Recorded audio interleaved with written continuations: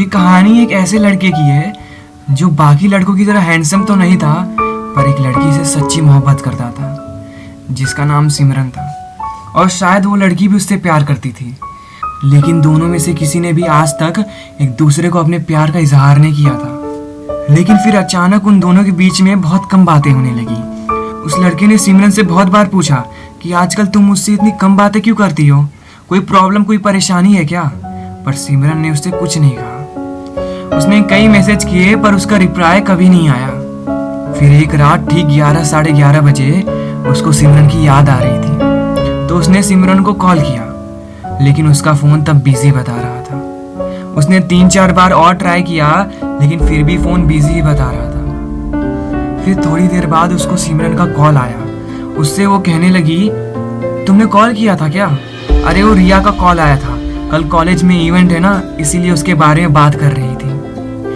इसी आधी अधूरी बातों से 1 महीना गुजर गया और सिमरन उससे बहुत ही कम बातें करने लगी थी। ये बात उस लड़के को बहुत खटकने लगी। फिर एक दिन वो मार्केट में कुछ सामान लेने गया, तो उसने देखा कि सिमरन एक रेस्टोरेंट में एक लड़के के साथ बैठी थी। वो ये देखकर हैरान हो गया कि ये वो लड़का कोई और नहीं बल्कि उसके ही कॉलेज का वरुण था, जो एक बहुत ही बिगड़ा लड़का था। वो इससे पहले भी बहुत सी लड़की को डेट कर चुका था और अब शायद वो सिमरन को अपनी जाल में फंसाने की कोशिश कर रहा था।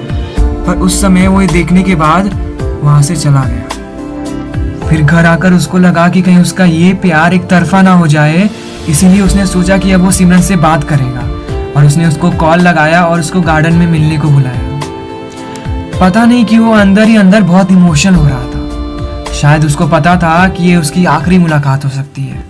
सिमरन गार्डन में उसका इंतजार कर रही होती है। तभी वो सिमरन के पीछे से आता है और उसे आवाज देता है। जैसे ही सिमरन पीछे मुड़ती है तो वो अपने घुटनों पर बैठकर सिमरन के सामने उसका फेवरेट गुलाब का फूल देता है और उससे अपने दिल की बात कहता है। सिमरन वो फूल लेती है और उससे कहती है, मैं तुम्हारी फीलिंग समझती हूँ, लेकिन तभी वो उसको बीच में रोक देता है और कहता है, लेकिन तुम वरुण से प्यार करती हो, यही कहना चाहती हो ना? तभी सिमरन चुप हो जाती है और वो कहता है, मैंने तुमसे बहुत प्यार किया था, मेरा वक्त, मेरा दिल, मेरी फीलिंग सब तुम्हारे लिए ही थी, लेकिन शायद तुम बदल गई हो। और इसमें कोई बुराई नहीं है, वक्त के साथ हर इंसान बदल जाता है, लेकिन कम से कम मुझसे एक बार बात तो करके देखी होती। खैर, मुझे पता है कि तुम्हारा अफेयर वरुण के साथ है और उस दिन भी तुम कॉल पे वरुण के साथ ही बात कर रही थी, इसीलिए मैं चाहता हूँ कि तुम मेरे इस रिलेशन से आज़ाद हो जाओ। मैं नहीं चाहता कि तुम मेरे दिल टूटने के कारण मुझसे कुछ कह ना पाओ। इसलिए आज मैं तुमसे कहना चाहता हूँ कि शायद आज के बाद हम मिल नहीं पाएंगे और शायद हम दोनों के लिए यही अच्छा होगा।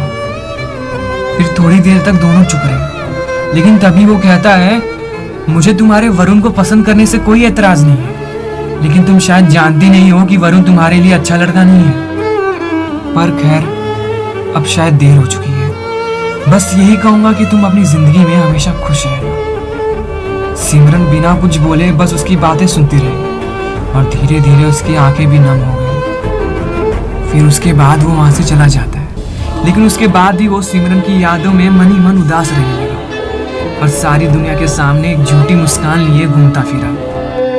फिर बहुत दिनों बाद उसका एक दोस्त उससे कहता है, ये क्या हालत बना रखी है यार, वो तुझे प्यार नहीं करती तो तू उससे क्यों प्यार करता है? तुझे कोई और चाहने वाली मिल जाएगी।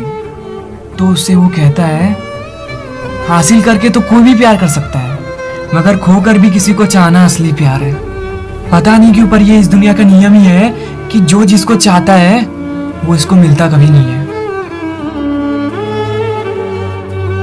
दोस्तों, हमेशा याद रखना कि जो तुम्हारी खामोशियां नहीं सुन सकता, वो तुम्हारे लफ्ज भी नहीं सुन सकता। कभी किसी को इतना भी प्यार मत करो कि सामने वाला आपकी कदर करना भूल जाए।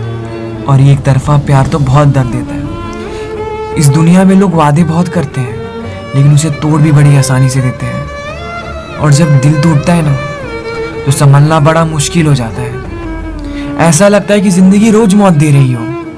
और आखिर में यही कहूँगा कि अपना लाइफ पार्टनर सोच समझ के चूज करें।